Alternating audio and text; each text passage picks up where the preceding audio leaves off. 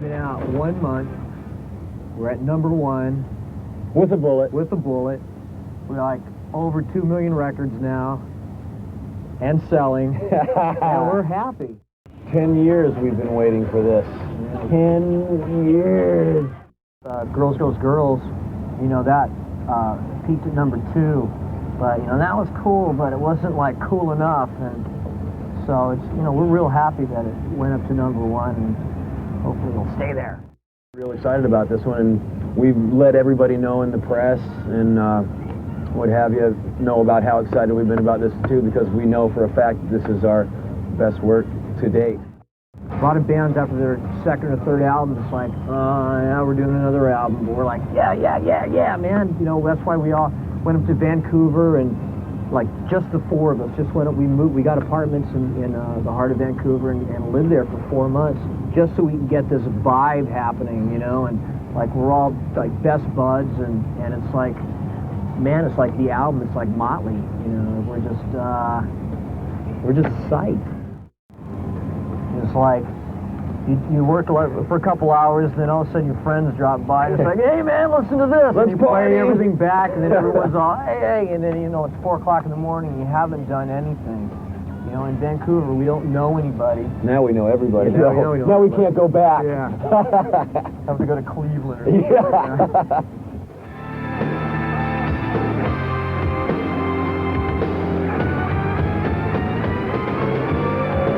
We switched with Tom Werman because, and started with Bob Rock because of, we had worked with Tom for a couple of records, and we had musically grown, and we needed a change. We made a lot of changes in our lives and our music and stuff, and we just wanted a change, you know. Not that Tom was good nor bad. It was time to go do something new, man, and you know, go check a whole nother situation out. And we went to Canada with Bob.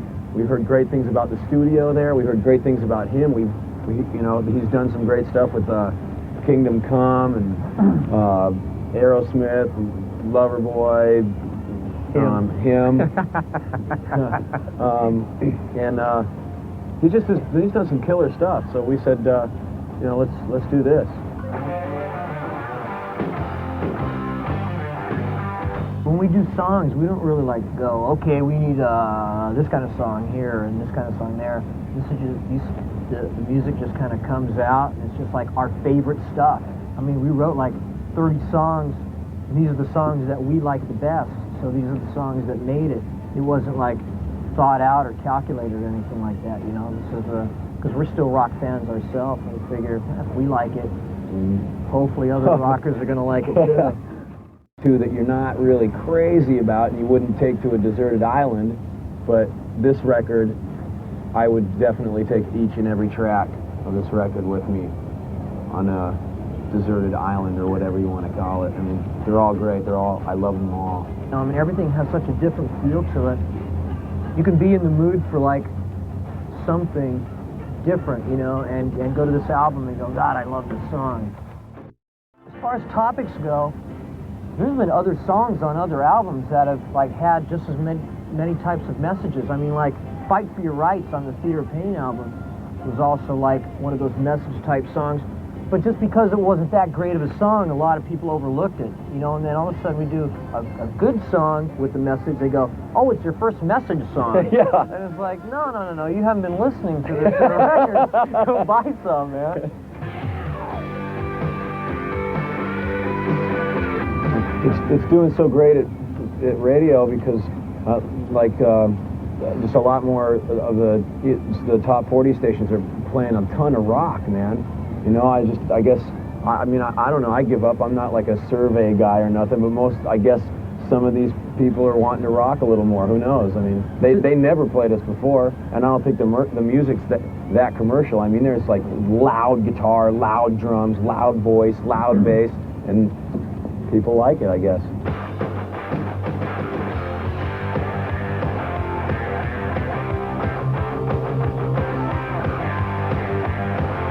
You know what's funny?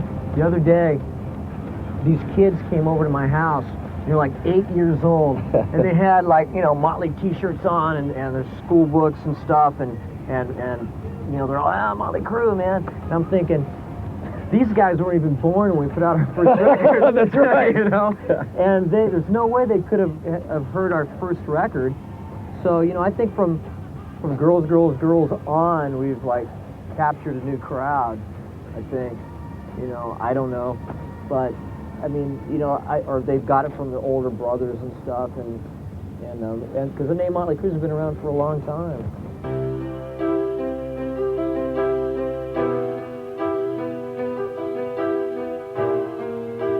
Playing in Russia was a trip, man. There was like, you know, you see a bunch of people, for instance, in America, take a rock concert or a big stadium event for granted because, like, next week the Stones can play, and then the week after that somebody else will come through, and the week after that you'll see somebody else. So people take concerts for granted here in a big way, and the look on these people's faces in Russia was like, man, I'm not even going to the lobby to buy a t-shirt or a beer. I'm not missing none of this, man, because this may not happen again. And so they were real attentive, you know. They were right there the whole time. No one left.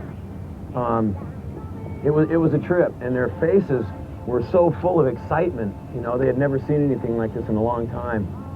As a matter of fact, ever in Lenin Stadium. You can't just go to a club and see a band on any given night.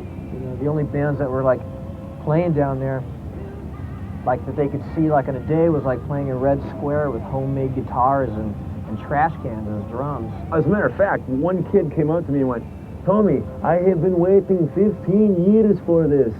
I mean, so imagine some kid waiting forever to see. He was only 16. Yeah, he was only 16. They're kind of like almost like dressed like punk rockers, and but they're like so excited to meet you, and they don't know much English, but you know, it's like they've studied a little something like you, like what Tommy just said, you know, waiting 15 years to meet you. You are my God. Yeah, that's what they said the whole time. You are my God. You are my God. Thank you very much. You know?